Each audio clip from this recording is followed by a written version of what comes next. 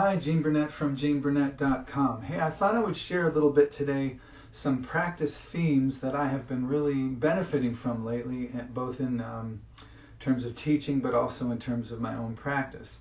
My teacher, Andy Dale, always advised us students to theme our practice. So, in other words, if you were going to go through the form, and let's say it had been a while and you wanted to just make sure you still remembered the order of the movements of the choreography, that would be your theme. My theme is to remember this thing. But other themes could be different aspects of the Tai Chi that you're looking at. I like to divide these themes into what I call bone level, muscle level, and then what I used to call energy level, but since that E word has been rendered absolutely meaningless, I now sort of call it the nervous system level. So those are themes that you can direct towards those are classes of themes that you can pick to focus on while you practice a Tai Chi form or a drill. So the first one, the bone level themes are really about posture. They're about where my skeleton is in space, in each movement. So things like, which foot is forward, which foot is back, where's my weight, what's the alignment of the joints and stuff. And my postural world has been enormously simplified by a simple little expression that I call the 4 H's of posture. And the 4 H's are horse, which means my feet are more or less parallel, at least in this position. And my knees are bent, my inner thighs are rounded, they're not caving in, they're just slightly bowed. If I went too far, my big toes would lift off the ground too far, right? So I'm heading that direction, just a slight circular ride a horse. It's just like riding a horse feeling. There's something here, a skinny horse, but it's a horse. And then the second one is hips, which has a sort of 2 parts to it.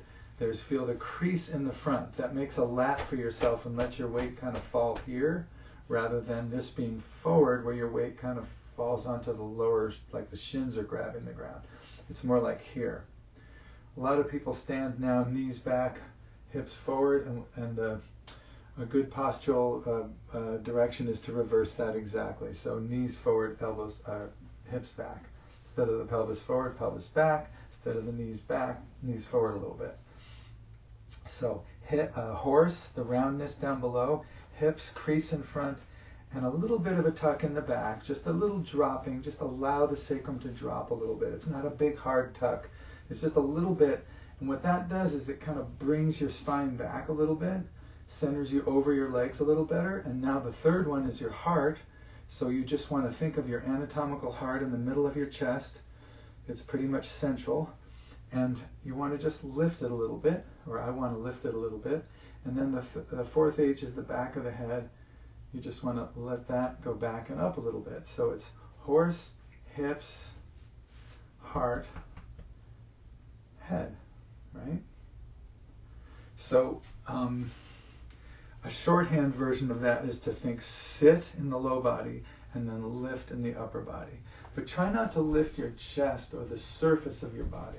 This is what I like about the heart. It's like I'm lifting something that's in the middle of my body. So it has a front and back, side to side quality to the lift, as opposed to kind of pulling myself forward. I want to sit back a little bit and sit down. So there, horse, hips, heart, head. That's just my posture basics. So one really simple bone level theme is that let's say I'm doing a couple of single hand ward-offs in your direction. I would hold the ball, and when I take my step, in our particular style, we step with an empty foot. We sink on this leg to get that foot onto the ground, and then we rise a little as we go forward and then sink again into the stance. So there's a slight little catapult of momentum that kind of rises a little and settles a little bit. I know that's counter to some orthodoxies, but that's the way I like to do it. So, but that's not the point I'm making. The point I'm making is that when I get here and take my step, I can check the horse. I can move forward, and as I land in my single ward-off position, I can check the horse. I can check rounded, feet solid on the ground, flat like they were in stirrups, and that horse feeling. Whatever the next move is, every time I step, I can check the horse. Every time I shift and turn, check that horse. Check. Every chance I get, I'll just check and make sure, like that sitting on a yoga ball kind of feeling. And then another theme that I can do is along these lines is to move up to the hips. So you know, every movement, regardless of what it is, I'm thinking, is there at least a little bit of hip crease in the front? I'm never ever flat here. There's always a little bit of a sit into the legs, and I'm never super arched here or over tucked. I want to be kind of in the middle. So I can just go through the whole form and kind of level my pelvis at every moment. If I'm here, I level it. So as I slow down, I shouldn't say every moment, every position. As I slow down and arrive in a position, I can think about my hips settling and being level with a crease in the front and a little tuck in the back. Every movement, every time I get to a place where I would naturally slow down a little bit, that's where I do that check. I check the hips. Every front stance, it's not just the front hip, but you have to sit into both hips. So are you sitting into both? Is there a crease here? And is there a little tuck there? Right? So that's a good theme to keep, you know, to keep asking, especially kind of lungy movements like fan through back, or however you might do it a little differently. We do it here. But if you're in a fan through back, you know, it's easy to kind of tilt forward when you do this. So think hips, not just hips. So you sit here, but also there. And then you also have the back of the hips, which is that little tuck, which puts you over this lunge, because this lunge is just a push of momentum. If you can add your waist to that at the right moment, yeah, a lot more powerful. But if you disengage one of the hips, it gets weaker. So you can check your hips at every position. Every time you arrive somewhere in one of the positions, you can check your hips. The heart is my favorite one, because it's the only one of the posture corrections or ideas that I feel comfortable doing while I'm in motion. Like if I was playing catch or basketball or going for a walk or dancing or whatever, while I was doing that, I could just have a gentle prompt to myself to lift the heart a little bit. Yeah, just lift the heart while I'm working out, while I'm doing something. I'll lift the heart a little bit. That I can incorporate. All the other postural ideas are almost like a straitjacket. I don't want to do them while I'm moving. While I'm walking and moving, I'm not thinking about horse or hips, or I'm going to let my body figure out how to move. But every time I come to a stop or a pause, that's when I'm going to let those posture ideas go through my body, my horse, hips, heart, head. But the heart one I can do in motion. But as it applies to the Tai Chi form, every time I come to one of my pauses, I'm just going to check that the heart is slightly lifted. I'm going to get here and slightly lift. I'm going to get here and just slightly lift, right? So it doesn't matter what the position is. Shoulder strikes are great to do this with, because typically a shoulder strike is when we tend to kind of lean forward, similar to the fan through back. So as you arrive in the shoulder strike, sink and settle. There. So your heart is up. After that sink and settle, there it is. So these obviously go together. It's a lot easier to lift your heart and feel some benefit and some immediate correction if you also are doing the horse and the hips. If your horse is gone because your legs are locked, and your hips are gone because they're arched forward or pushed forward, and your low back is arched and not tucked at all, then you can lift your heart. It'll do a little something, but it's actually more of a strain. Whereas if you have that roundness down below and that crease in the front and that little tuck in the back, when I lift the heart anyway, it doesn't feel like a strain at all. It just feels like a lengthening, like a little extra work. So there. So you can go through the whole form with just attention towards gently lifting the heart anytime you get to a position. And of course the head, the feeling of the head being suspended from back here. So it's like a long neck, a nice space between the ears and the shoulders, and you can go through your whole form with attention to that. There might be certain movements where, due to the movement, you're supposed to be looking down.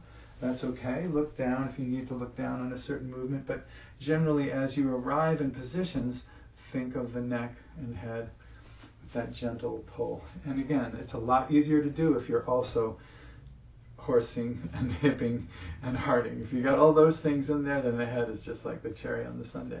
But each one of those can be a theme that that guides your practice. Those are bone level themes. They involve sort of correcting your posture as you come to positions. I know in some orthodoxies within the young family systems, there are versions where you do not allow yourself any kind of pause or slowing. There is a continuous movement the entire time. Training that way does not address my training goals, and it wasn't how I was taught. So if you have that admonition to always go at the same speed, then these themes might be more applicable if you just took positions outside of the form and just did those corrections. Because trying to do these corrections while you're moving at the same speed is I don't know if it's even worth doing. It seems like it would be too confusing. So our style, we slow down. We don't stop, but we slow down after the positions. We come to a position and slow down, step and slow down, speed up, slow down. So because of that, that enables us to, as we're slowing down, to check posture as you go. So bone level themes: horse, hips, heart, head. Or if you wanted to try to grab all four and make them a theme, you could do that. Every time you land in a position, you would think horse, hips, heart, head. That requires 4 little moments of checking, so your flow is going to suffer somewhat from that. But you could just decide, I'm not going to work on flow. My theme is posture, so I'm going to horse, hips, heart, head, and then go on. And when I arrive, horse, hips, heart, head, and go on. Sometimes I like to do that kind of a practice as I go, but horse, hips, heart, head is just a little bit too much time, a little bit too much time to be checking. So I just think sit and lift. So I'll come to a movement and I'll just think sit and lift, and then I move on. So it just requires a little moment of sit and lift and then go.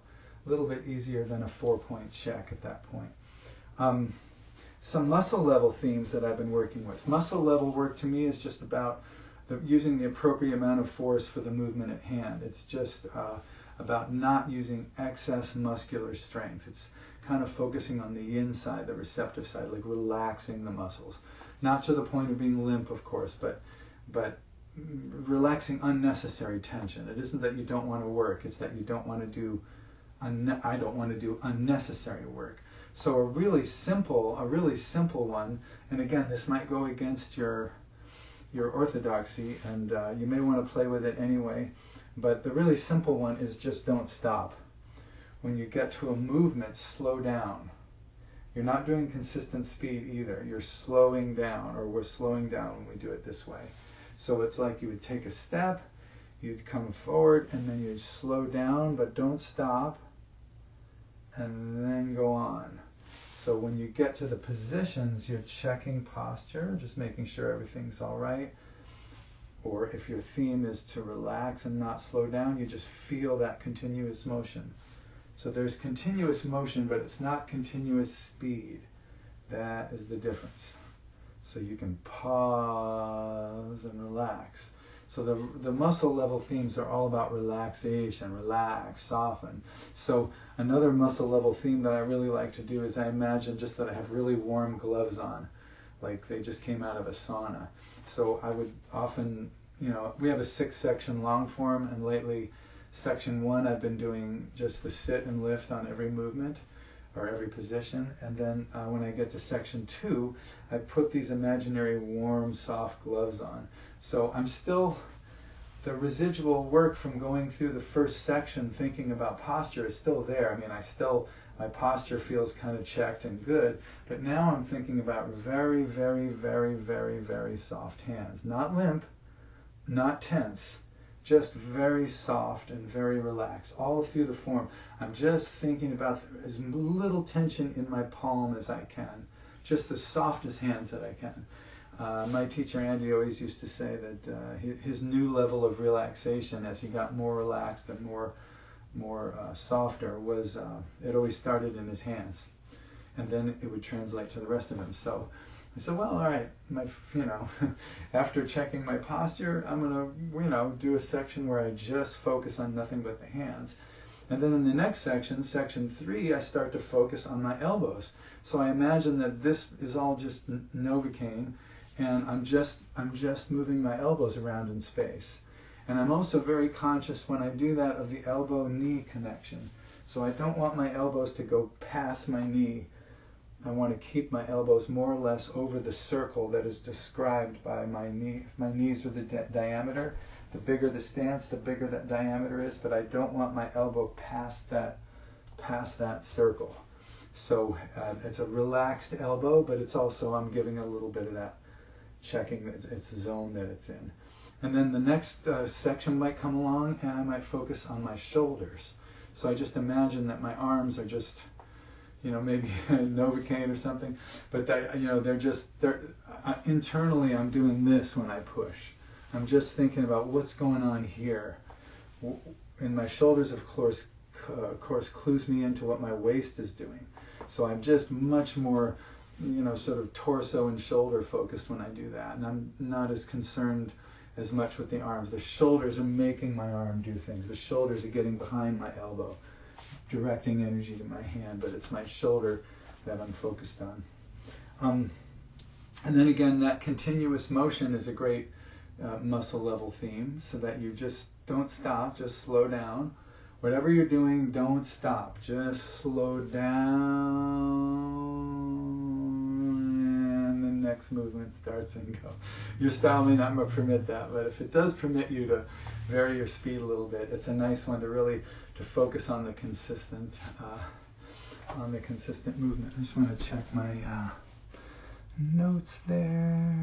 Yeah, those are some of the main muscle level themes that I've been working with lately. The nervous system level themes I think of as really related to the joints, at least in part, because the joints are what make movement possible. The bone level is really mostly about what you kind of check in stillness, and your muscle level work is just about being as relaxed as you can be. But the joints, that's where your if your joints are suspended and kind of open, then the sort of yin-yang of nerves, like the yin nerves that bring energy and thoughts and input to your, bring input, signal to your brain, in other words, your senses, and then the yang nerves, the motor nerves that create movement and action, they both benefit from having a loose suspended joint, not limp and not tight. It's in the middle. You want, or at least I want, my joints to default towards the middle of let's say the yin-yang circle. If they have to be on and firm, okay. But when that's done, I default back to neutral. The yang word is no, and the yin word is yes, and the tai chi word is maybe. So I want to be able to default to the maybe, so that I can go yang if I need to, or I can go yin if I need to. I can try to adjust in the direction that I need to go. That's just the work of this, is to aim for that middle. And I can't do that unless I suspend my joints. Because if I'm just completely relaxed, in order to move, I have to break out of my inertia. And if I'm working on my posture, again, I have to break out of my posture. But if I'm already moving, if I'm gently suspending if I'm already in a slight amount of motion already, then to move, I just have to increase those motions. I don't have to start cold. So I love that about the nervous system work. So the first thing is to make sure that your joints are relaxed and suspended. I mean, you can play with it. Some people like to, pretend they're like seaweed floating in water. I like to think of being a puppet on strings, like I'm a heavy lead puppet, very well aligned. I still have my horse hips, heart, head, But within that, there's some wiggle room in the joints as the puppeteer above me is pulling the strings and just making sure that all the joints are suspended and loose there, right? So any of the movements that I do when I get there, I could, if it was a nervous system level theme, I would check and make sure, like as I arrive in the movement, are my joints suspended and relaxed? Am I comfortable here? Another quality of this neutral stance is that or this neutral nervous system is that you're always ready. You're always in that maybe state. So it doesn't matter what the movement is. After you do the movement, one nervous system level theme is to think of options. So as you're moving, like you have an option here, you have the usual options, but you also have other options. And to play with the ideas, like you can imagine an opponent here, or you could also imagine an opponent here, and what you would do out of this movement, all the possibilities that range off from any direction of these moves. So you're thinking more along the lines of possibilities and which directions could you go, and that comes from that suspended joint feeling. So some nervous system level themes would be, if you feel like your posture is good and you're fairly relaxed, are your joints suspended slightly? Another one would be, every time you get to a position, imagine an opponent causing you to do the next move, whatever that is. Like, oh, there's something here, I gotta push this aside and come here. Or you can imagine options. Every time you come to a move, imagine some other move that isn't in the form. Right? You're getting ready to do brush knee, but you also have your fair lady this way. So those are some things that you can do with the suspended joint idea. Another big part of this sort of energy or nervous system level that I like to work on is the idea of your whole body. What is your whole body doing in this movement? To think of the entirety of the movement happening as best you can manifest it. And it really helps me to connect the movements to the breath at that point. So if I'm another sort of nervous system level theme is to just exhale slowly on issuing or energetic, offensive, strikes, basically. And then inhale on defensive movements, where you're responding to what the other person is doing. So this might be an inhale, and then this is an exhale. Inhale, exhale, inhale, exhale, inhale. So connecting the movement to breath is a good one, just to do that, but also to connect the movement to the breath via the functioning of the movement. So you're exhaling through strikes and feeling what that would be like, So those are obviously much less about just relaxation and just about posture. Those themes are about sort of what your whole body is doing in the movement. So honestly, I think most of the benefits from Tai Chi, most of the health benefits, are all about the basics and bone level stuff. If all you did was every time you left your house, look down at your feet, find your horse, find your hips, find the heart and find the head, shrug your shoulders back a little bit, and just take a moment to assess where you are and who you are and how you are. The whole thing takes maybe 30 seconds, 20 seconds before you stepped out into the world. Not only would the world be a better place, but you would be a lot healthier, and you're much less likely to fall than if you just open the door and storm into life.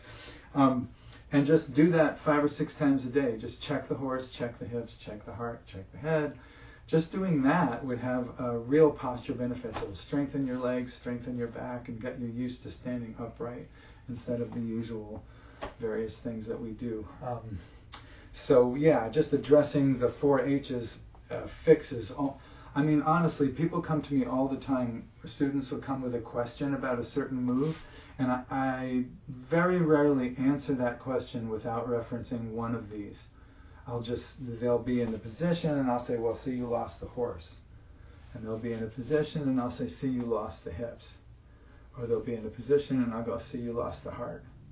And they'll be in a position and I'll say, see, you lost the head.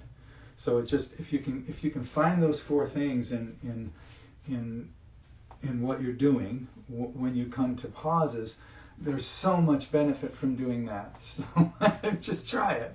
You'll see. If you want to go further and work on those relaxation elements of your form or your training and stuff, it just gets better. And if you want to work on breath and working the loosening of the joints and suspending joints and all that, and the focus of the whole body's movement, that's great too. But I'll tell you, I spend a lot of my time doing bone level themes, especially as I get older, because even small postural imbalances, I'm 68 now, and even small postural imbalances as you get older, you have to pay for. I have to pay for. So I'm trying to pay as little as possible as I go, so I don't pay a whole lot all at once in the form of, suffering. So yeah, so I really recommend the bone level themes a lot. And then if those are feeling good, start to put on your relaxation gloves or your relaxation elbow pads or your relaxation shoulder pads or your continuous movement, but that allows you a little bit of a slowness to check things and then go on. You can try those themes too. Those are great. So anyway, I do this periodically. I do music videos, Tai Chi videos, and occasional nature videos, or I might even do a stab of humor once in a blue moon, but mostly music videos these days. But I am planning on continuing to do these Tai Chi videos when something strikes me. So I have a PayPal link below this. If any of these things help you out and you feel like throwing me a few bucks, it helps keep me in the black. All the donations go to my creative account, which keeps me doing stuff like this. But if not, don't worry about it. If they're useful at all, a comment is also really nice. So you take care, good luck with your training, and we'll see you down the road.